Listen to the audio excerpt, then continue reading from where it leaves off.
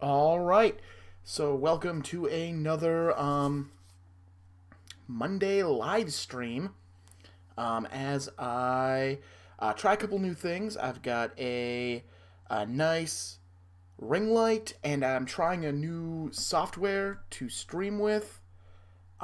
So it is working. I can now see that it's working. So I'm gonna get started. So it's the third week of me watching movies I've never watched before off of my unwatched movie shelf here on Rank the Movies. You can see the bug up here, over there. I can almost figure out how this all works. So, like I said, we're trying some new stuff this week as I go through this list of 14 movies. So, bear with me as I work out the bugs of using this new software. The ring light, I think I'm not going to have any more bugs with. This actually looks much better than it has in the past. So, yippee yay! Alright, so we're going to get started with the first movie, which is Don't Breathe. So, that's what I started my week with last Monday. I watched Don't Breathe. This is a really good horror film. Basically, it's about three people who are trying to who are trying to steal money to get out of town, get out of the small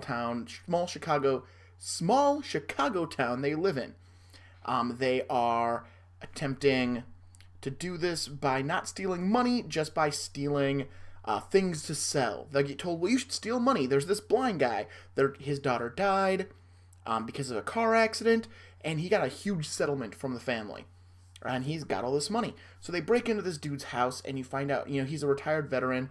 And you find out, although he can't see, he is still very active in his combat training. It's such a good movie. It's not a very gory horror movie. It doesn't have a huge kill count for a horror movie. It's just a very well done movie. Honestly, just for the hell of it, I ranked what I watched this week, just so, for my own information as I was working on this week's stuff with all this new technology I've been adding on, because technology, you need to use it. And this was my third favorite movie that I watched for the first time this week. It's one I'll definitely watch again. I highly recommend, if you like a good horror film, if you like a good kind of thriller, definitely check out Don't Breathe. It's definitely worth it. From there, I watched the movie Duel. This is Steven Spielberg's first theatrical film. It's his first directorial effort. It was a theatrical film in Europe. However, in America, it was a made-for-TV movie. They added some scenes in. He shot more footage for the theatrical release in Europe, but America got a TV version. And then it was released on VHS, DVD. It's now available on DVD. This is one of two movies this week I watched off of VHS copy because that's what I had access to. I had heard other YouTubers talk very highly of this movie, talk about how great and how much they really enjoyed Duel. Honestly, I found it kind of dull. Like, if this were like the writer of Duel, who wrote the book, it's based on a book, wrote a lot of episodes for like The Twilight Zone and Night Gallery and those kind of, hour-long shows. And if this was one of those, probably would have been a really good episode. But for me, the movie just goes on so long because it's one of the original road rage films where a dude is being stalked by a guy in a truck, a big semi, because you never find out. You never know why. And that's the problem with this movie, is it's an hour and a half of never knowing. Like, literally, the dude just passes him on the road. A little red car passes a big rusted out semi, and the semi follows this man to try to kill him and stalks him like a wild animal, which is great, but you have no context as to why, which for some people probably makes this a really good film. This is one I will admit, I can see why people really like it. I didn't care for it. I was bored out of my mind as I was watching this movie because it's kind of slow, and again, you get one character who has any level of development, and even that is very minimal. And actually, if you watched it off of TV when it first came out, you didn't even get that. That wasn't even there. That was added for the theatrical release. So I think if I saw it without the theatrical release footage, which some of it's actually really good, when I found out what was part of, what was added in by themselves, those are some great scenes. I get it. But being part of this movie, really drew it out, and it raised more questions of this truck has had multiple opportunities to kill the man it's chasing down, and it doesn't follow through, but it's stalking him, it's waiting for him so it can continue chasing him. So it's a game, but at the same time, like, they're saying it's the most bizarre murder weapon ever used on this poster. I just don't know. It's not a movie for me. But, if you really love Steven Spielberg, check it out. I apparently don't have good things to say about popular directors today. We'll get more on that a little later. All right, next up is the most boring movie I watched this week, without it being bad. I watched one that's more boring, but bad boring. That is Star Crash. This is a Star Wars ripoff movie based on the novel, but not the movie. The guy who wrote this script was told, we want a Star Wars movie. He never had seen Star Wars, but for some reason he had the novelization of the movie sitting on his bookshelf, so he read the novelization and wrote this. It's a great story. That's where the interest of this movie ends. This is, like I said, this is the most boring movie I watched. And it has David Hasselhoff, which, why David Hasselhoff is a selling point, I don't know. But it also has Christopher Plummer. Christopher Plummer is one of the supporting characters in this movie, and he is great. Like, to the point where he says he did this, he knew this movie was crap, but he did it because they were filming in Italy, and it was a free trip to Italy for him. So, I mean, go on, David. Christopher Plummer, man, do it. Get that movie money. He is the best part of this movie, and he's barely in it. He's in this movie for like maybe 10 minutes. Basically, you have Stella Starr, and I can't believe after almost a week I still remember her name. Stella Starr. Actually, it's been a week. Nope, I have these out of order. I watched this on Tuesday. The next movie I also watched on Monday with Duel and Don't Breathe. Anyways, Stella Starr is a space pirate with her co-captain, whose name I don't remember, and apparently he has some type of psychic abilities. It's never really flushed out. And they are arrested, and then they're released to go find a ship with the Emperor's missing son on it, and they were looking for a weapon by the evil governmental regime that's also in the galaxy, and they go looking for it, and one of the people double crosses them, and it's just boring. It's a boring movie. Don't watch Star Crash. It's a bad idea. It's a boring movie. I can't even get through a full plot synopsis of this thing without getting bored by it.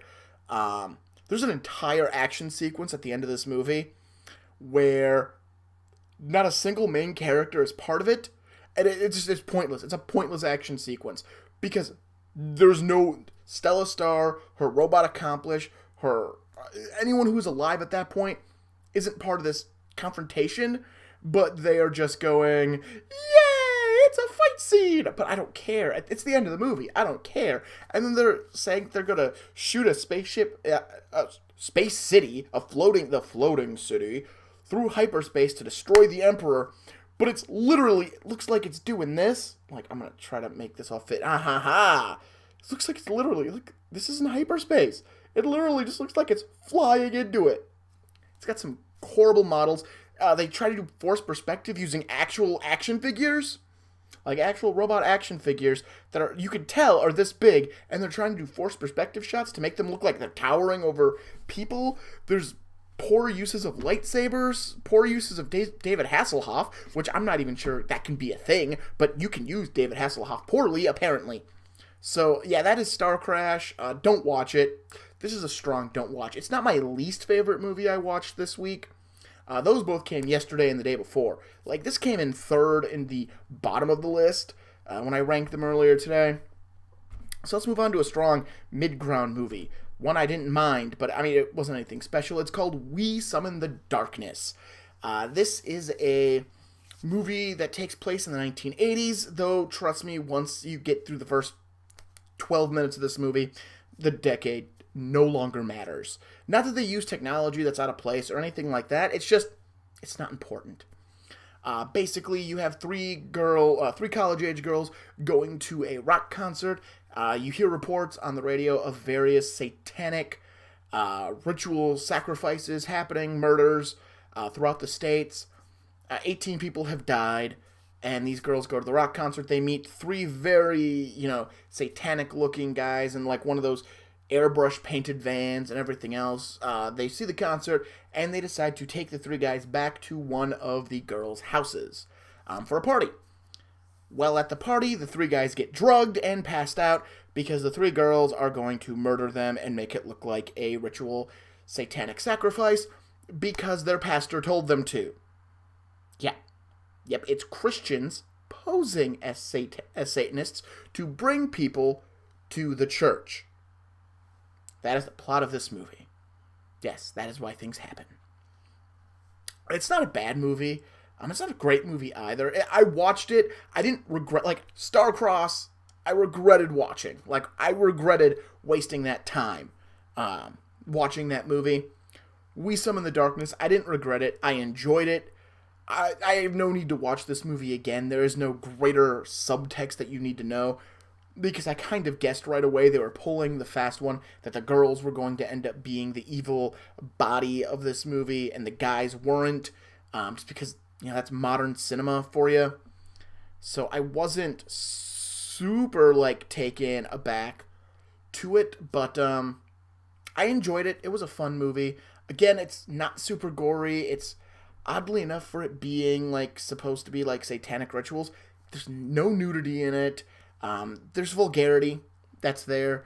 But it is, that whole idea of, to bring people to Christ, are you willing to use scare tactics, and in this case, murder, to bring people to church? And there's a huge underlining thing as well about the pastor actually using it to skim money from the church as well. And one of the girls is his daughter.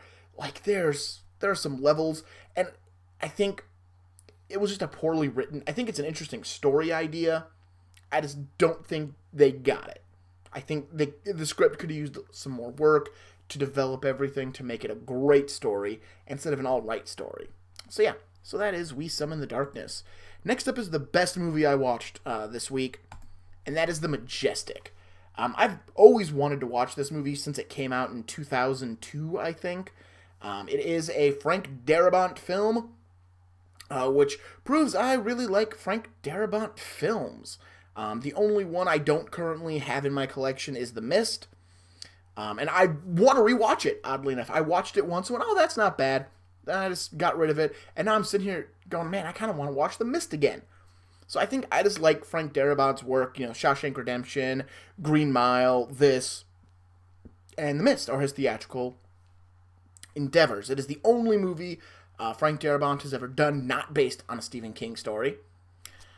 But it's a really interesting piece. And for it being a 2.5-hour movie, I got super invested in it. So, basically, Jim Carrey is a Hollywood screenwriter in the 1950s during the Cold War and the Red Scare.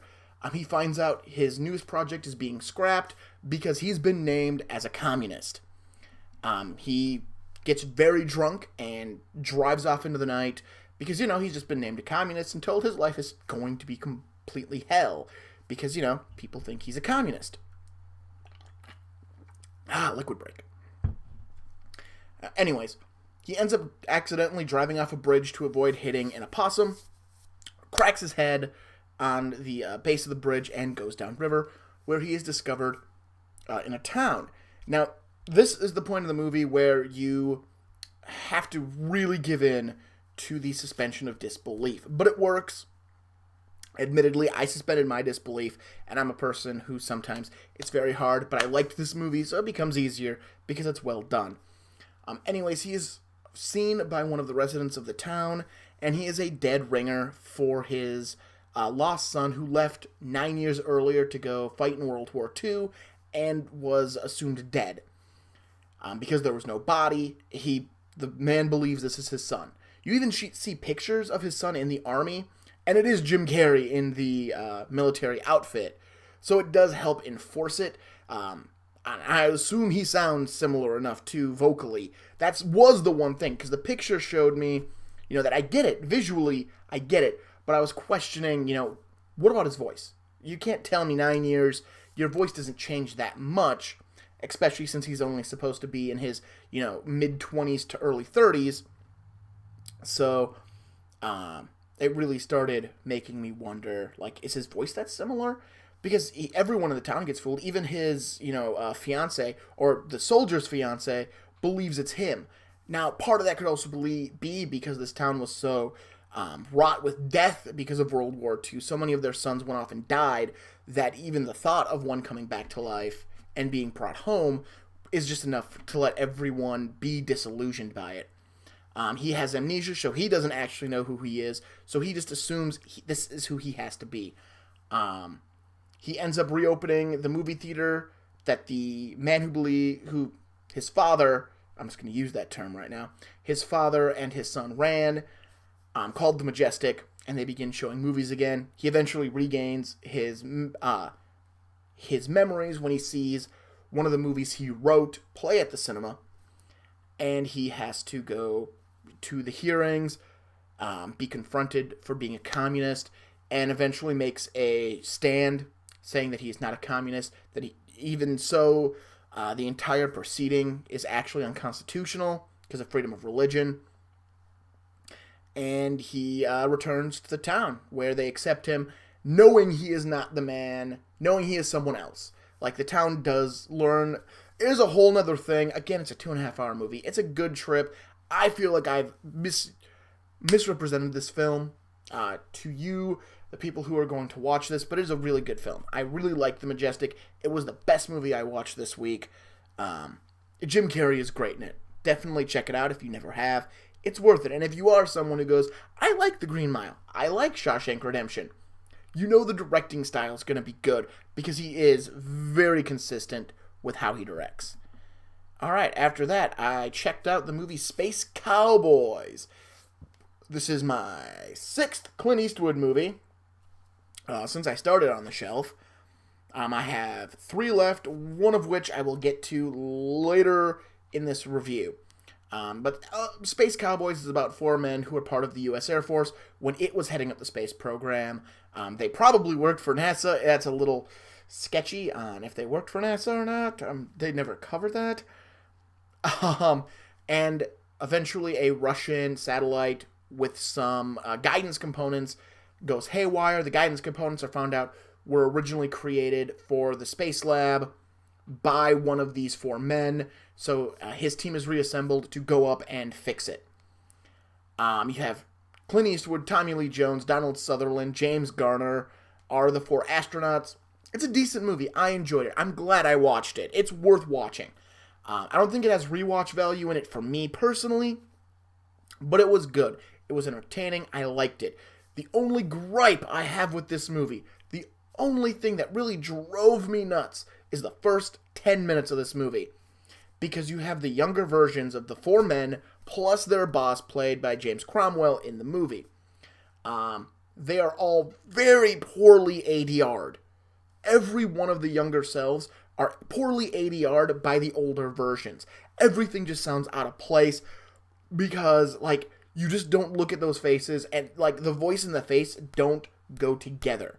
Not because you know what Tommy Lee Jones looks like, just because it sounds out of place. It sounds like they didn't quite mix it in correctly, so it just sounds like bad voiceover. And it doesn't help that it's recognizable voices being done over faces you don't recognize at all.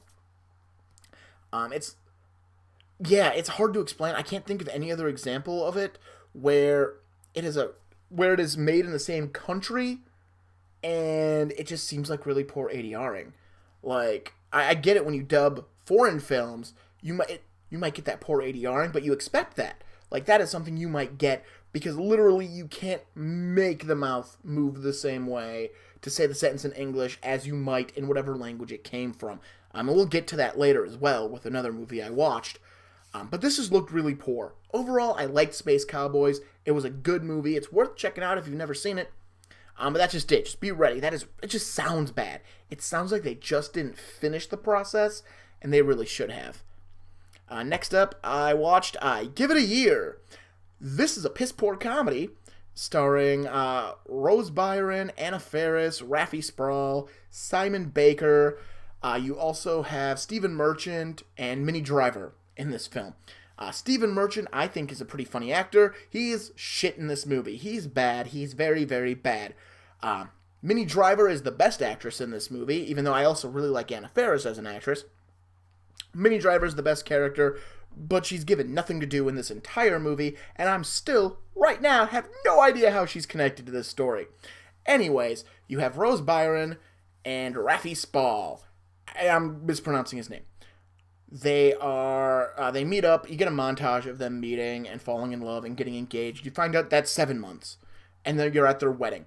And Minnie Driver and Stephen Merchant is Rafi Spall's best man. Minnie Driver is either Rose Byron's sister-in-law or sister.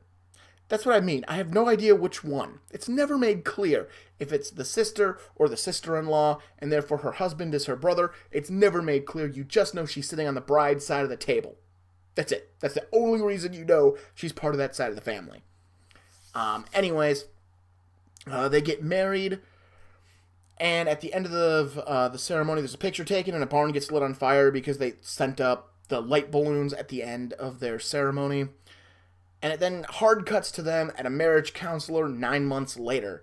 And it's a great actress. She's in Hot Fuzz, and I've seen her in some other things. Plays the marriage counselor. And she's just a really piss poor marriage counselor. Honestly, I don't know why they sat there for a full session. Because this woman immediately thought the husband was gay. Basically tried to put everything on him. It was a bad marriage counselor. It really was. Wasn't really listening to what they were saying. Anyways, they begin telling their story. So that jumps back without any type of, 1 year later or 9 months previously. It just hard cuts. The scene ends, and it hard cuts back to apparently after their honeymoon. And now she meets a new client at her ad agency, played by Simon Baker, who she's madly attracted to. She actually removes her wedding ring to try to better the deal. Well, Rafi goes back to being a writer, even though has writer's block through the entire movie. It's not important. But he hangs out with his ex-girlfriend, played by Anna Faris. We can see where this movie is going. Anyways, throughout the course, it's just basically showing how these two people are incompatible to be married and how much they'd be better off with these other two people. While it cuts back to the marriage counselor. And at first, they have a contraption to let you know it's doing it by, it freezing again like it did at the end. And it kind of looks like a picture of the marriage scene. It kind of looks like a picture again, and then cuts back.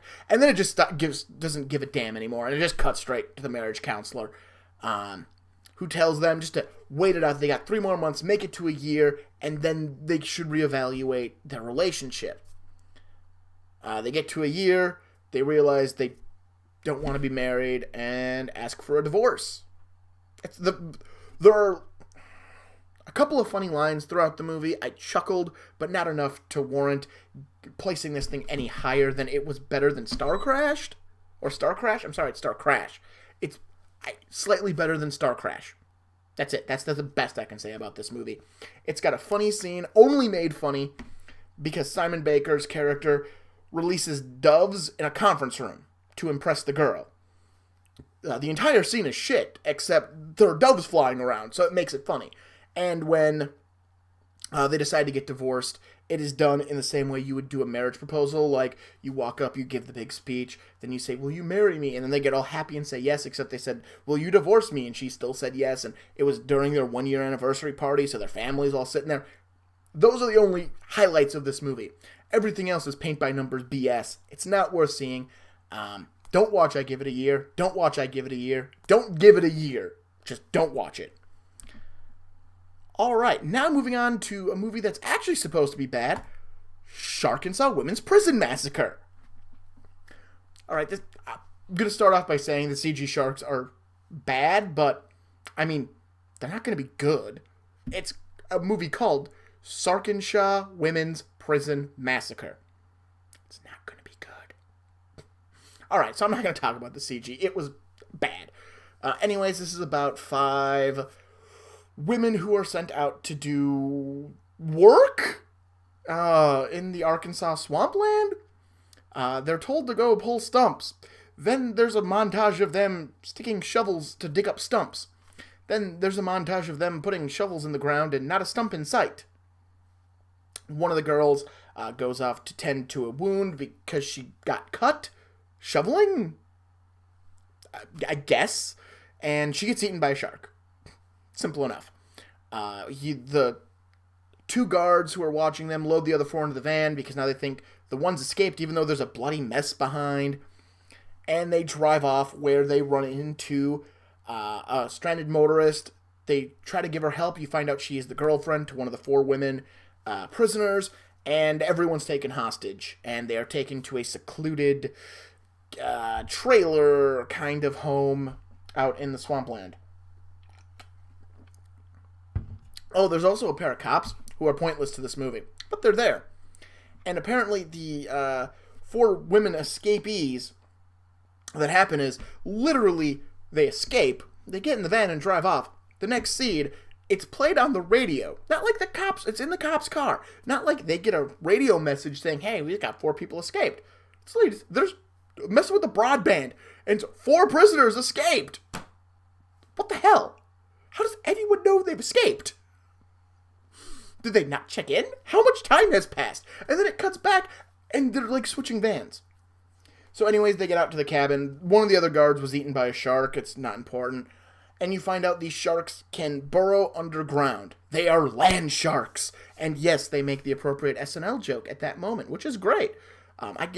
Definitely give this one points for making the SNL joke about the land shark. And so it becomes them trying to escape this area and get away from the sharks. But they don't defeat the sharks. They kill one shark. One shark dies in this entire movie. And there's like 12 of them, something like that. One shark. They kill one shark. And it just ends. It just ends. They get into a cave. One person escapes the cave. Another person runs off because he's allowing her to escape. And that's the end of it. If you like B movies, I mean, maybe check this one out. If you're thinking because it's called Sarkinsha's Women's Prison Massacre, it's going to be scantily clad or naked women running around doing stuff, that's not what this movie is. It's not. So, it's not a bad movie. It can be entertaining in the right circumstances. So if you're super bored, give it a try. You might like it. Alright, next up we have A Fistful of Dollars. This is obviously part of the last set of Clint Eastwood movies I haven't watched yet, which is the Man with No Name trilogy. This is the first part, and when I was talking about ADRing during Space Cowboys, this is another movie, because it was shot completely silently, so they could add in the voices of whatever country it was being shipped to, because the actors came from America, Italy, Germany, and I think one other country. I think there's one other country, or one other language. They spoke American, Italian, German, and I'm pretty sure there was one other language being spoken on set. So it's easier to ADR everyone into one language than trying to get people who were not fluent in all of these languages to do it. So it has some bad ADRing. Clint Eastwood's is pretty good. Clint Eastwood's ADRing is really good. I wouldn't have imagined. I honestly would have thought he just said the lines while they were filming. I found out later by reading the IMDb it was filmed silently. So his, it looks really good. Everyone else's, you adjust to it after. You accept it like it's any foreign film. So you just kind of accept that the mouths and the words don't match, but the voices are so distinct you know who's talking. Which is good. That's what you want it to look like. You know which character is talking. Basically, Clint Eastwood plays a cowboy who rides into a town where there are 2 warring families, one that's selling guns and one that's selling booze, but they want one family that's selling both. And he begins selling his services to both families to create tension between them and make a shitload of money. This seems smart. I like this. I like what he's going for here. And eventually he has, he does the noble deed to save a woman. It's not bad. I enjoyed it. I can honestly say I'm going to give A Few Dollars More a try. And Good, the Bad, and the Ugly, I keep getting told, is a masterpiece of cinema. I like this one enough to warrant watching the sequels, but admittedly, I'm not going to watch it again. I don't think I need to watch A Fistful of Dollars again. Now, if I watch For a Few Dollars More and The Good, the Bad, and the Ugly, and I realize, these movies are far and away great films, and I want to watch them again, then yes, I'll keep then A Fistful of Dollars will get watched again. If I'm just looking at this as a standalone film and not part of a bigger series, I'd say it's worth watching. I don't see repeat viewings for me, but I think it's worth watching.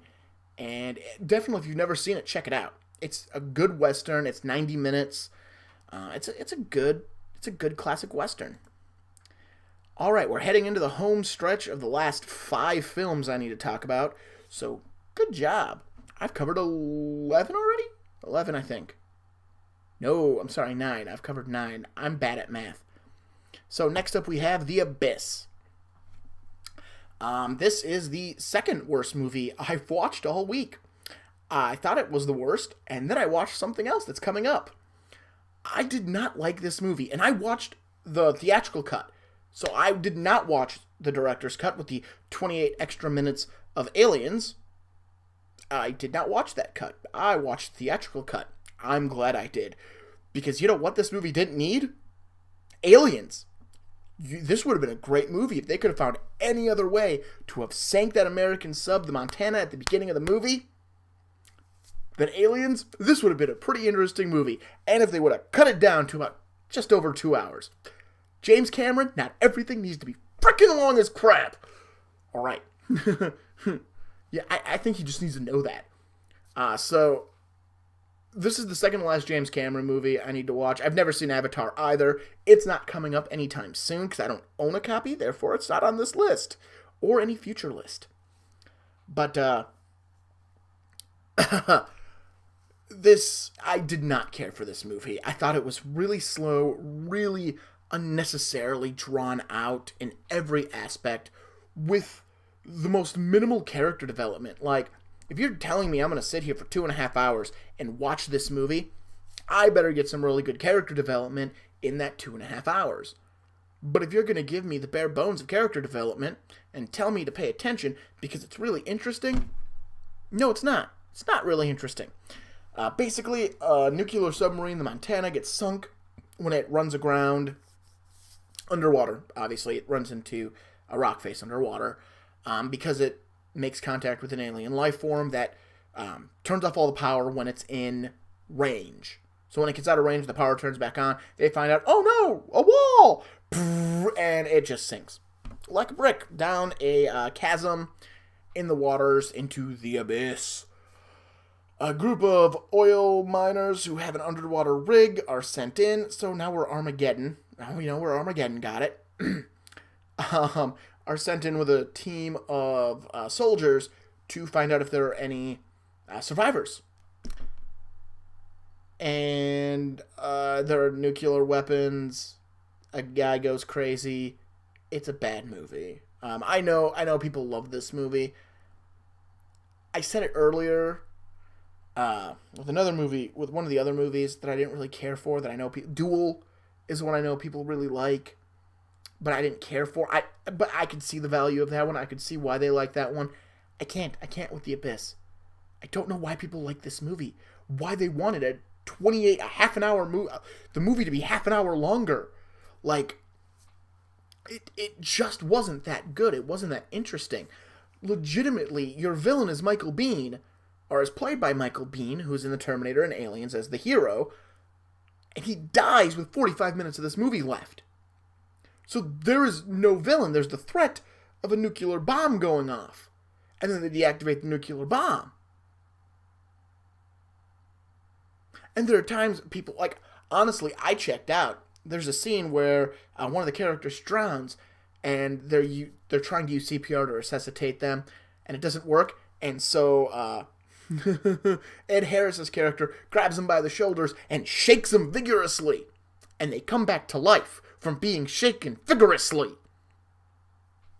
That's when I said, nope, I'm done. I'm done with this movie. I finished the movie because I was going to talk about it, but I was done. I knew I was never watching this movie again. Not a fan of The Abyss. There's worse on this list, but I'm not a fan of it. I'd rather watch Star Crash again. At least that's shorter. Alright, so next up is my second favorite movie I watched this week. So I went from shitty to good. It's The Rules of Attraction, and yes, I am using the poster that was banned for this movie because it shows a bunch of stuffed animals doing erotic things. Anyways, The Rules of Attraction is based on a book written by the same man who wrote American Psycho. Bret Easton Ellis, or it's Bret Easton Ellis is the writer. He wrote the book. He also wrote American Psycho. American Psycho is the follow-up to The Rules of Attraction, as Patrick Bateman, American Psycho's main character, is actually in the book and is mentioned in the movie. I guess he was also shot for the movie with a different actor playing him than Christian Bale, but those were deleted. This is the other movie I watched off of VHS tape, so, I didn't get to dive into special features because I was watching a VHS tape. But basically, the movie is about three people who are in college. It takes place over one semester of their senior year, I believe, and it's about a love triangle. You have a homosexual male who only falls in love with straight guys. You have the straight guy he falls in love with, and the virginal girl who is interested in the straight guy, and he's interested in her, but he's also a huge drug dealer, he uses the term vampire. He's an emotional vampire. And he's actually also Patrick Bateman's brother, so he's the brother of the dude, the serial killer from American Psycho. So it fits. It's a family trait, apparently. And this one came first. This was written first. I enjoyed it. It's one I'm going to have to watch again. It's kind of like Jacob's Ladder. I need to watch it again so I can understand everything, because I didn't start to understand this movie until about the halfway point, and I want to watch it again so I can see if I can understand it all the way through. But I enjoyed it. You have James Van Der Beek playing Sean Bateman, the main character, or one of the three main characters, and he does a really good job with it. And this was during his Dawson Creek days, so he was Dawson at this point.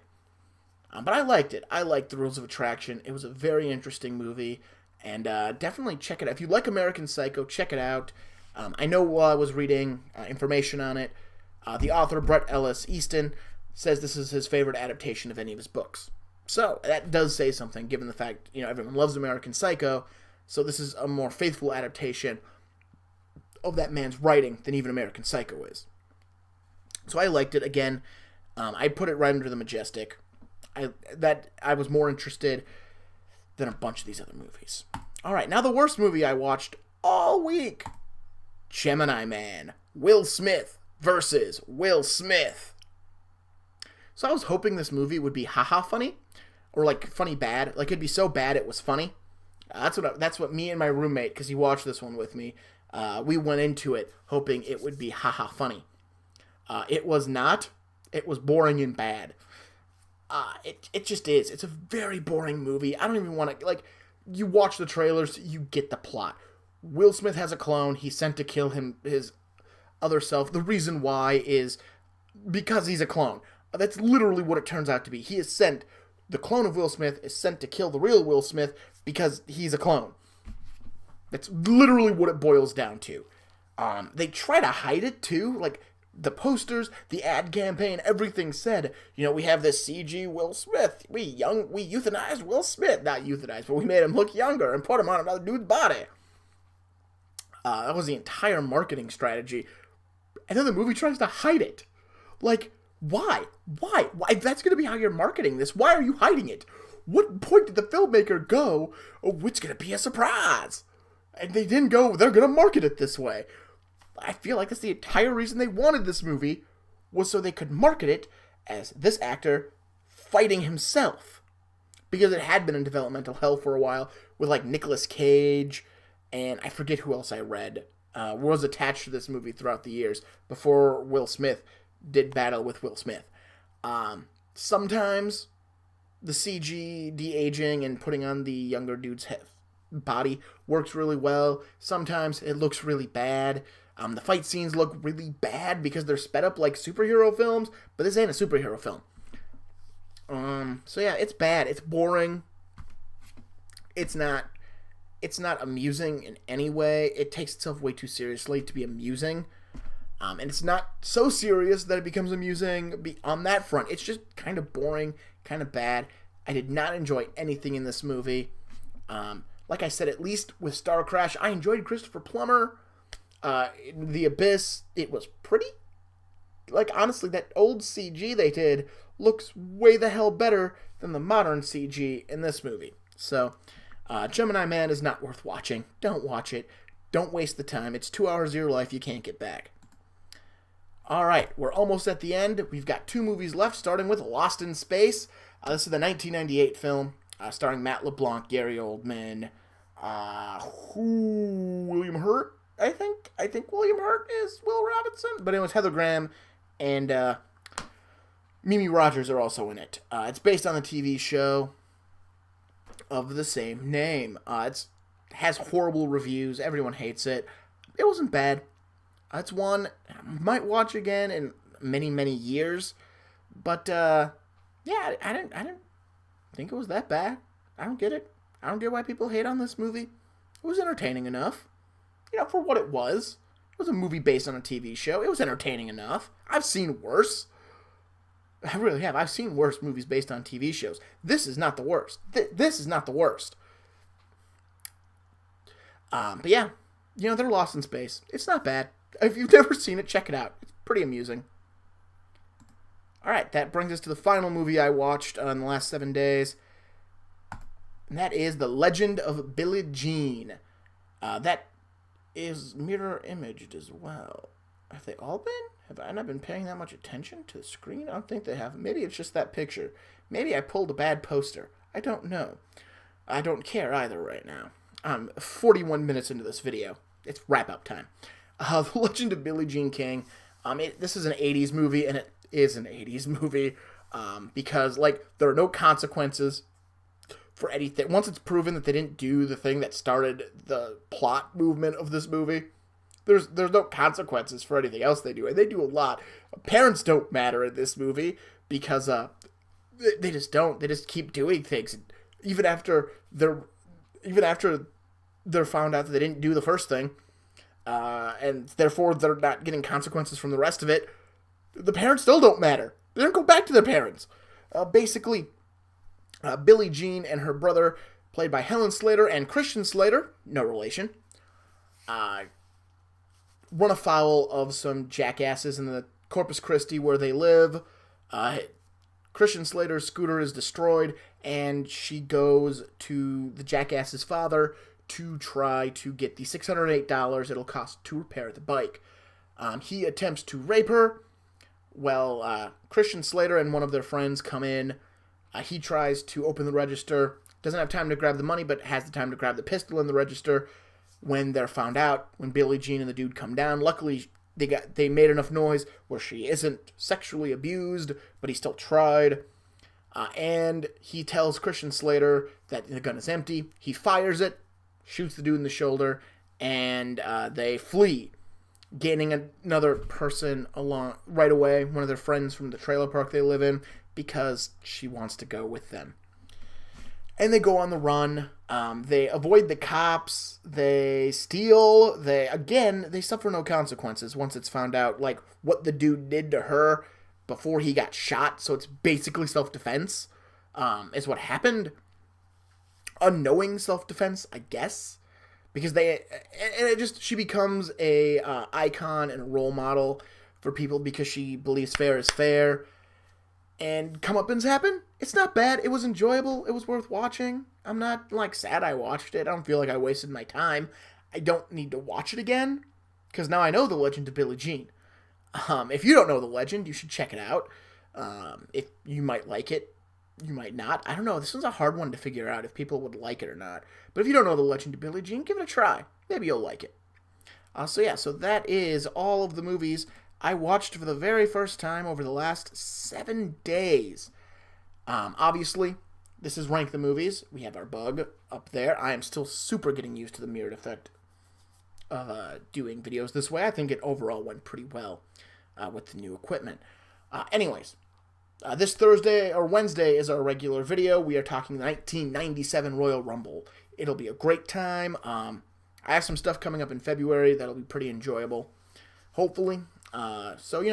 Subscribe if you stumbled across this video for some reason, subscribe if you liked what you see. Like the video, leave a comment if you have something to say about one of these movies. There are 14 of them in all. If you forget what they are, you can look at the thumbnail. It's got all 14 of them listed there. And I will see you next week for probably the last installment of this series for this period of time. I don't think I've got 11 movies total left, counting 4 of them I just ordered off of Amazon today. So we'll see how that goes. So at most, I'll have 11 to do. I'm not sure if I'm going to get through them all, though, this week. Last week was special as I got through 14. So, yeah. So, come back next week and, stay gold. Stay golden. Because the world's crap. But if you stay golden, at least you got that gold. I don't know what I'm saying. I've talked a lot.